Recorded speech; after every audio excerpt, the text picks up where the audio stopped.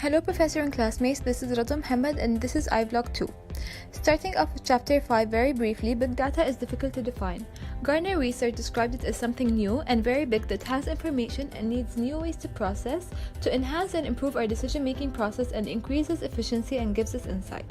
Whereas the Big Data Institute described it as having lots of variety and includes almost everything, whether it's structured, semi-structured, or unstructured data. So where are they stored? Well, they're stored in warehouses, data warehouses, which is a big repository that has historical data saved and stored from earlier that is then analyzed to help organizations make decisions. And also it's stored in data marts, which is a mini data warehouse scaled down and less costly, designed for end users needed in a particular SBU in the organization. So how does a data warehouse work? On the very left, we have many operational system data, where data is extracted, transformed, and then loaded into the federated data warehouse, where we put all valuable and worth-saving data. We also have the metadata there, which is basically data about data.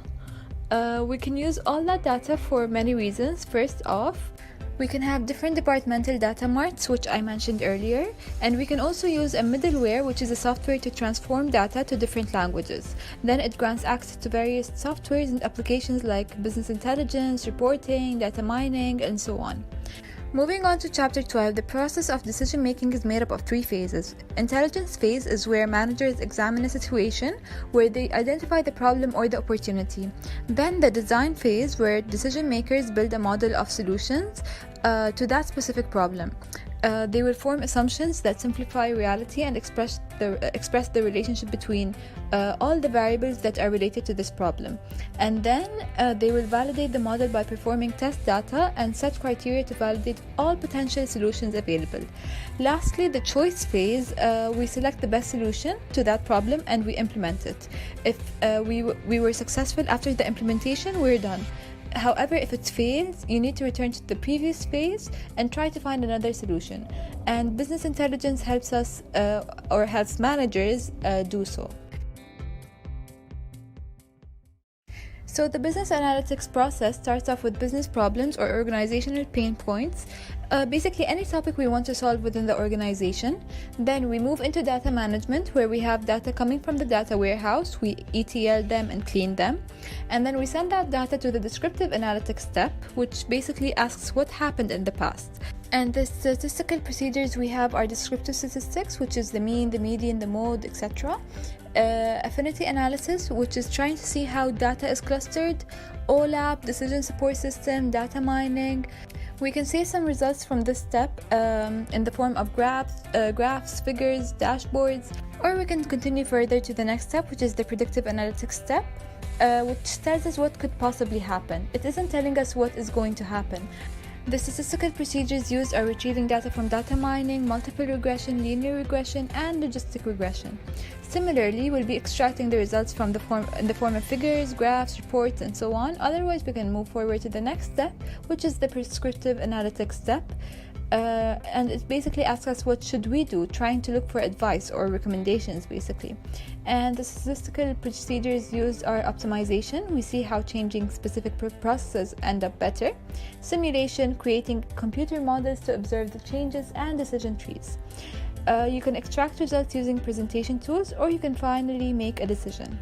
We are always running this process over and over again from A to Z if we have a new or other question. For this process to work, we need to have underlying technology such as powerful chips, CPUs or GPUs, non-costly and high-capacity storage, and machine learning, and like many other things. Some of the softwares used for business analytics are Excel, multi-dimensional analysis or OLAP, and data mining. So how do we present the results of our business analysis? We can use dashboards, data visualization technologies, or real-time business intelligence. The capabilities of dashboards include drill down, which is clicking something to access further details organized in various levels, and critical success factors, and this is the most important and critical factors required for the business to succeed. For example, in a phone, it would be the battery health. Key performance indicators is specific measures of the CSFS. So in a phone it would be the actual battery health percentage. Status access is the latest data on the KPI and other information available in real time. So in the phone it would be the battery life, the signal strength, and so on. Trend analysis shows trends of the KPI in the short, medium, and long term presented using forecast methods. So in the phone it would be the battery usage by app or weekly patterns. Finally, exception reporting reports unusual readings. So for example, in the phone it could also be a high temperature warning. When we put all these applications and tools in action, we need to truly understand what we are managing. So we use KPI and CPM. Key performance indicators measure our success. They are quantifiable metrics used to evaluate the progress being made to achieve critical success factors. Examples include number of website visits, average customer spending, and so on. Chapter 6 is all about telecommunications and networking. So let's start with what exactly is a computer network? Well, it's a system where computers are connected together or connected to other devices through communication media to share information and data. It can be a connection between two devices or hundreds, for example, the internet or VPN. Most of the networks used in the present time are arranged using digital signals, which are distinct pulses that can either be on or off and are represented in bits to allow the digital signal to send information to computers in a binary way that the computers can understand. They are basically more defined and understandable. However, in the past we used to rely on analog signals and devices called modems were needed to convert digital signals to analog signals in a process called modulation, and vice versa, the process is called demodulation. Analog signals are harder to process and to read. A communication channel is a medium that communicates data from a place to another.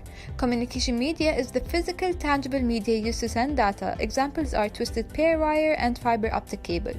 The most common LAN protocol is Ethernet. Most organizations use Ethernet because of the data transmission speed, which is 100 GB per second. The main function of TCP and IP is to regulate the transmission of all those bits and pieces in the network. The IP's main function is to disassemble, deliver, and reassemble the data when it reaches the desired destination through transmissions. Packets are bits and pieces of data due to data being divided before being transmitted over the internet.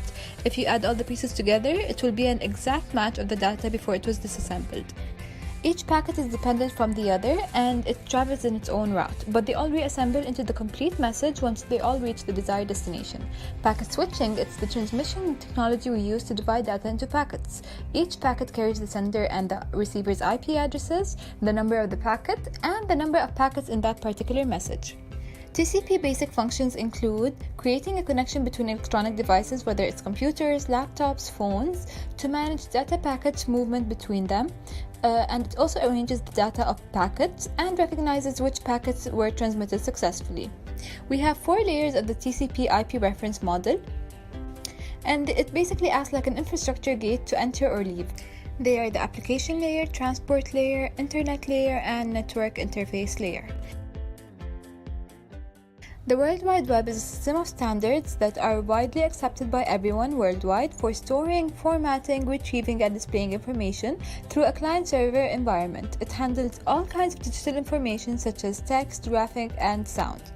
The Internet is a global WAN network that connects many organizational computers from almost all countries on the globe. It became so widespread to the point where it became a form of daily routine of around 2 billion people around the world. Degree of digitization in Chapter 7 is how deep we are in the digital world instead of the physical world. In terms of commerce, brick-and-mortar organizations exist purely as a physical organization and there are no e-commerce platform or presence. For example, the local grocery store. Virtual organizations exist purely as an e-commerce platform only, no store that you can drive to, such as Uber Eats. Clicks and mortar organizations exist in both commerces, the physical and electronic. For example, Zara. Types of e-commerce tells us who is doing what with who. In B2B, organizations will be both the sellers and the buyers. B2C, organization will be the seller and the buyer will be the individual. C2B, the seller will be the individual and the buyer will be the organization. C2C, seller and the buyer will be the individuals. And B2E is a special B2C where an organization uses e-commerce within the organization to supply its employees with services and information. We also have e-government and mobile commerce.